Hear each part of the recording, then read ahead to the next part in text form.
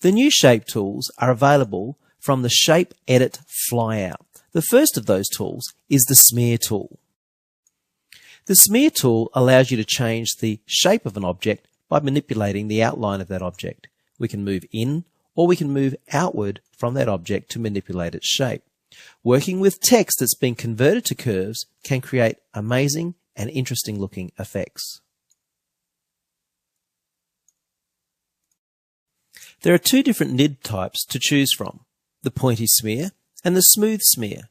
If you're working with a pen tablet, the amount of pressure you apply will determine the amount of the effect that is applied. To grow shapes is very easy. I'll change nibs, reduce the size of my nib, begin to grow my shape, and then with some creativity, we can create genuine looking paint smears. The new twirl tool is not only creative, but a lot of fun to use. Selecting text that's been converted to curves, if I apply a slight twirl, it's a great looking effect. Select an object, and with the nib over the entirety of that object, I can twirl the object.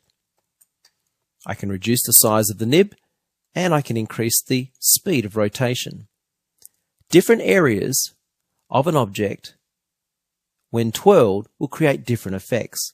How much of the nib covers the object will determine the type of twirl. We can even twirl while moving the nib, giving the sense of twirling, flowing paint.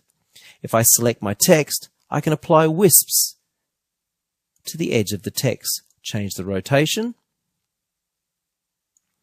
and this effect would be very difficult to create using standard vector editing techniques. The new Attract tool works by attracting all nodes inside of the nib area toward the center of the nib.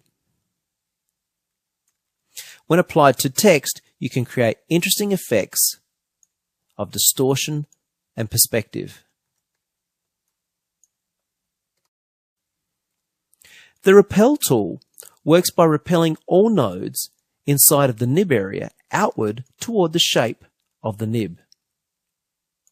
When applied to text that's been converted to curves, you can create interesting distortions and perspectives.